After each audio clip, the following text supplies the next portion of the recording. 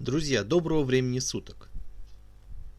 Этот город называли по-разному. Убар, Ирам или Ирам многоколонный. Это легендарный затерянный город, погибший от неведомой катастрофы. Он упоминается в Коране и упоминается анонимными авторами сказок «Тысячи и одной ночи». Его радужные башни, построенные из металла и драгоценных камней, по преданию, были воздвигнуты во времена царствия Шаддада, аддитского правителя, предположительно где-то на территории современной Сахары. Друзья, только представьте себе, в столь давние времена башни были построены из металла и драгоценных камней. Кстати, башни Ирама упоминаются под несколько более древним именем в мифах египтян. По одной из легенд, дорогу в Ирам можно найти, если разгадать головоломку, зашифрованную в самой легенде о Ираме. То есть город был секретный. Опять же, чтобы попасть туда, надо было разгадать головоломку, но это всего-навсего легенда. Идем дальше. Опять же, по легенде, Ирам был разрушен по воле одного из богов. Говорится, что ветром шумящим, бушевавшим 7 ночей и 8 дней, был стерт с лица земли город Ирам. Друзья, так что же это за ветер-то такой шумящий, который может с лица земли город стереть, сделанный город из железных колонн, я напоминаю. Да еще столь долго продолжавшееся явление – 7 дней и 8 ночей.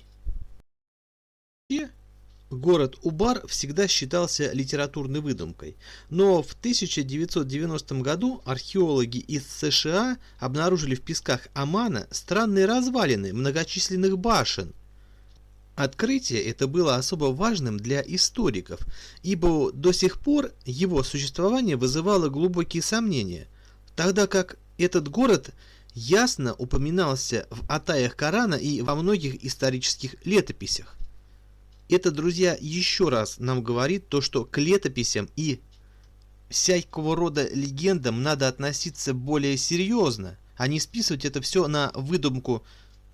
Так вот, многие историки были потрясены этим открытием, ведь большая часть ученых сходилась во мнении, что упоминание Корана всего лишь вымысел, а существование народа аддитов не более чем легенда, и город никогда не будет найден. Ну, естественно, если это выдумка, то что можно найти? А нет, нашли. И как вы думаете, кто нашел этот город? Наверное, официальные историки, археологи долго корпели, искали данные, сведения об нем, и вот чудо нашли. Нет. Человек, обнаруживший некогда мифический город, был археологом-любителем, и звали его Николас Клэп. Складывается такое чувство, что такие науки, как историю, археологию, поднимают с колен именно любители. А что же делают профессионалы в это самое время? Да ничего, просто не верят. Проще же отмахнуться, списать все на выдумку и спокойно сидеть у себя в кабинете, а не выезжать на археологические раскопки, да еще и в пустыню. И примеров того, как любители совершают великие находки, множество. Первое, что приходит в голову, Генрих Шлиман, который Трою откопал, он ведь тоже не был профессионалом, он был любителем. Но давайте вернемся к нашему городу. Во время изучения истории Древней Аравии наш археолог-любитель Николас Клэп наткнулся на весьма любопытную книгу. Это была книга под названием «Благодатная Аравия», изданная в 1932 году английским исследователем Бертрамом Томасом. Благодатная Аравия, так римляне называли южную часть Аравийского полуострова, расположенную на территории современного Йемена и Омана. Древние греки также называли этот регион Благодатная Аравия.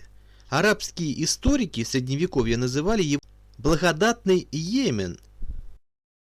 В те давние времена этот регион был центром торговли, пряностями и ладаном от Индии до Северной Аравии.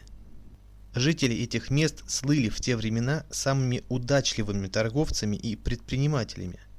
Кроме того, обитатели этого района занимались добычей и торговлей янтарем и изделиями из него, который в большом количестве находился только в этих местах и пользовался большим спросом у древних народов. По своей ценности янтарь в те времена ценился дороже золота.